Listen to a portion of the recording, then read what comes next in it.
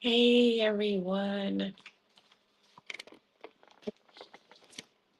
Hey everyone. Hello. How are you? I know I'm super late. I'm supposed to be up at 7. Technical difficulties. I don't have a laptop right now. So I am on this thing called the iPhone and I need my laptop. So anyway, hey everyone. It's Corrine. I am the owner of Faith Accounting and Consulting Services. And I just want to welcome you to our Monday Live. And tonight we are talking about something every business owner needs to hear before 2026. 3 signs you need a bookkeeping setup before 2026. So, if you've been putting off setting up your books or you've been winging it with spreadsheets and receipts, I don't want to make anyone feel unseen, but if you are feeling this, it's a sign. So this is just a gentle wake up call because next year, financial clarity starts like now. And especially the time we are in at the moment with this whole inflation and government shutdown and a lot of things happening that it's out of our control. This is when you're going to need your books because we can at least control what's going on because we can turn it up, we can turn it down. All right, so let's get into it.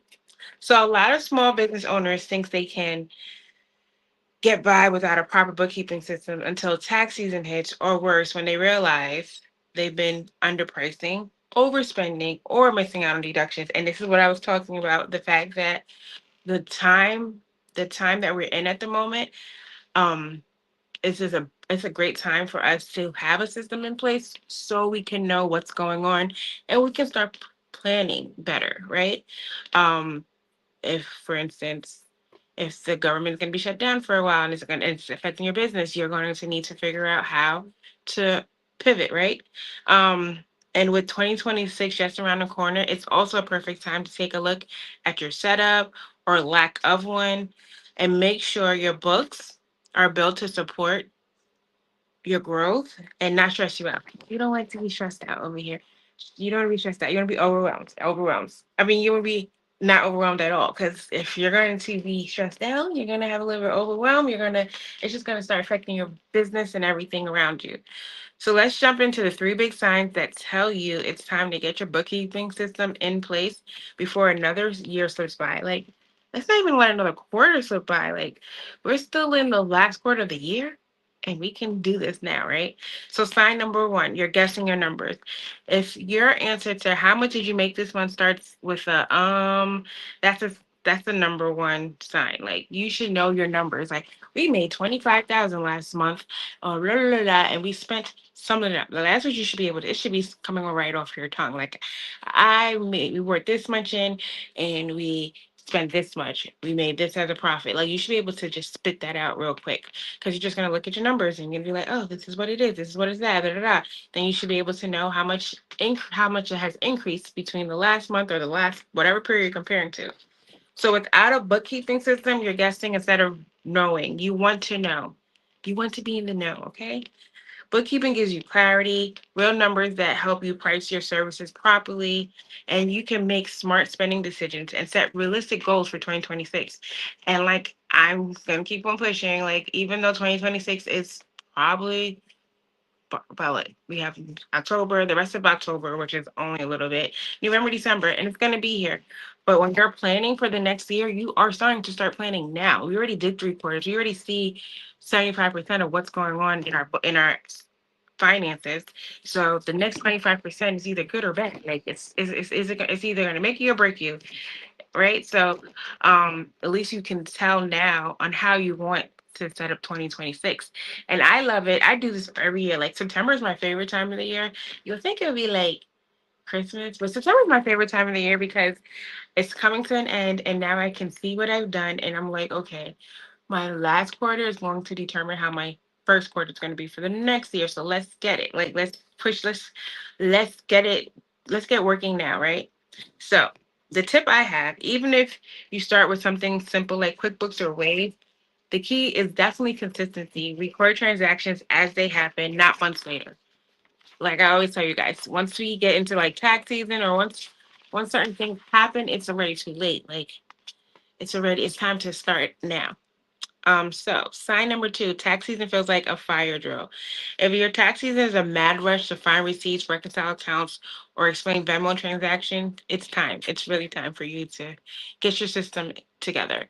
So a proper bookkeeping setup keeps your data organized all year long, so you're not losing sleep or money with deadlines hit.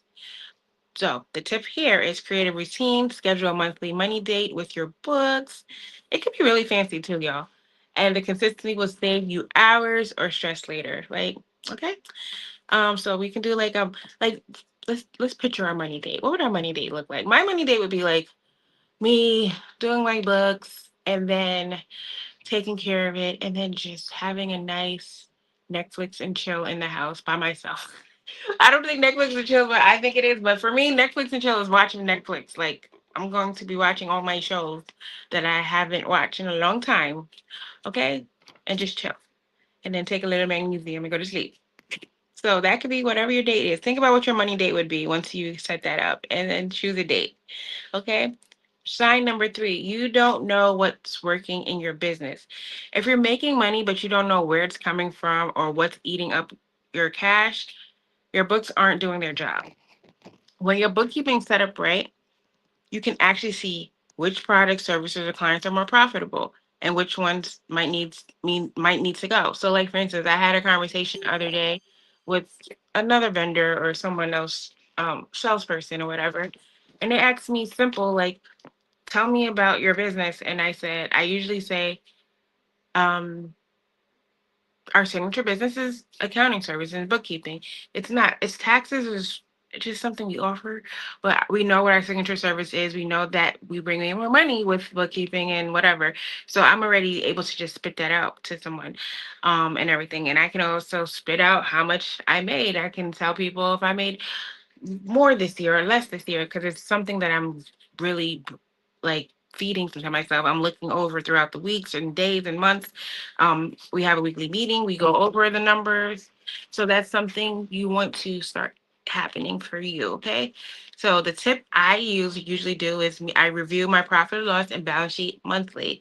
Those reports tell the story of your business growth. Like bookkeeping book. Hello, a story, books. You want to read your books?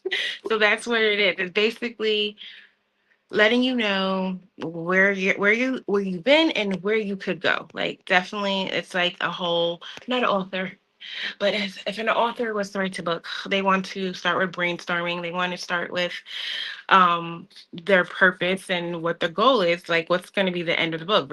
Sometimes I feel like most authors start with the end sometimes, and then work their way up to the beginning. So it's the same thing with like your books. Like you're gonna want to start with the end would be your goal. Like what is the real goal? Like is your goal to just run a business and keep running a business and not know anything about your business? Or is your goal to run a business, like make sure your business is profitable, sustainable, to like anything and everything like the shutdown or whatever's happening in your personal life? You want to make sure you're building a business that can sustain many different things. We're trying to build a fort here. Okay, so before I wrap this up, if you have any questions, you can go ahead and um put that up, but I'm going to also go over the signs one more time. So, first sign was you're guessing your numbers. Second sign, tax season feels like a fire drill. Like if tax season, if it comes to January and you're like, I'm going to put an extension in April, I already know I'm doing my extension in April. It's time to like switch it up, right?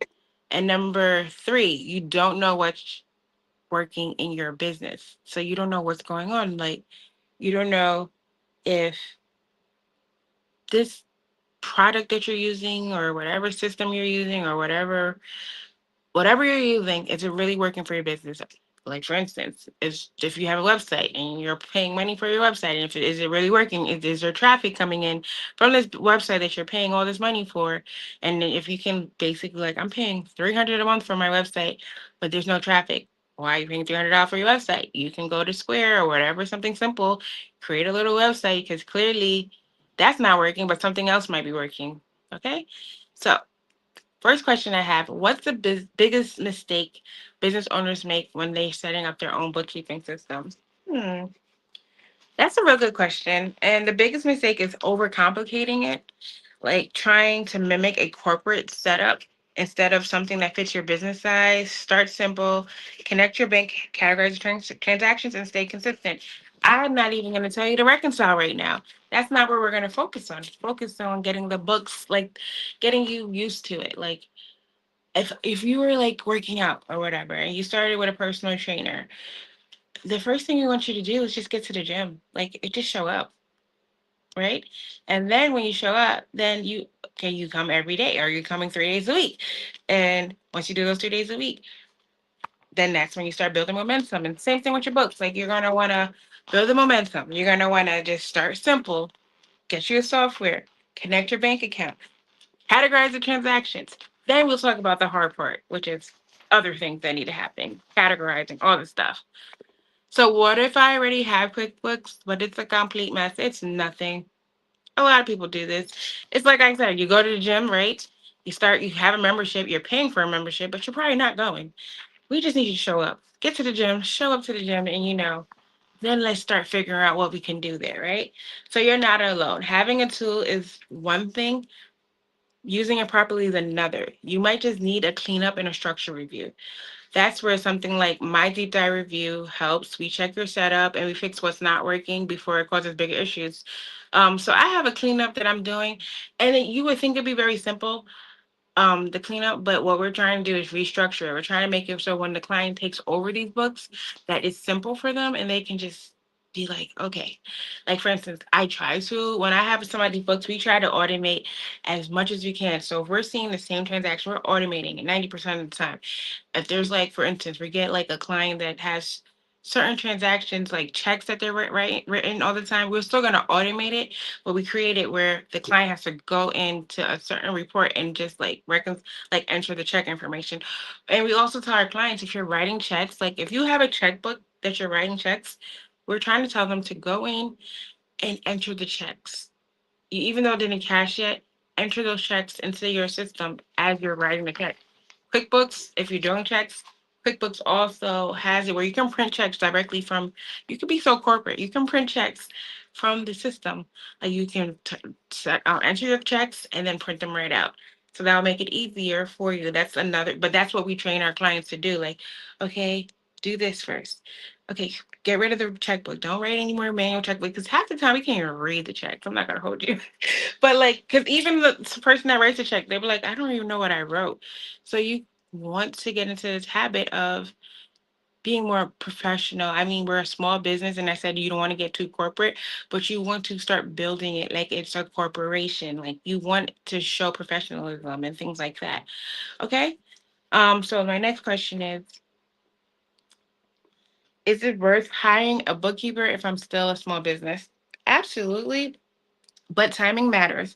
If your books are starting to make more than it's starting to take more than a few hours a week or you're missing entries, it's worth an investment. The earlier you get help, the cheaper and smoother it's going to be in the long term.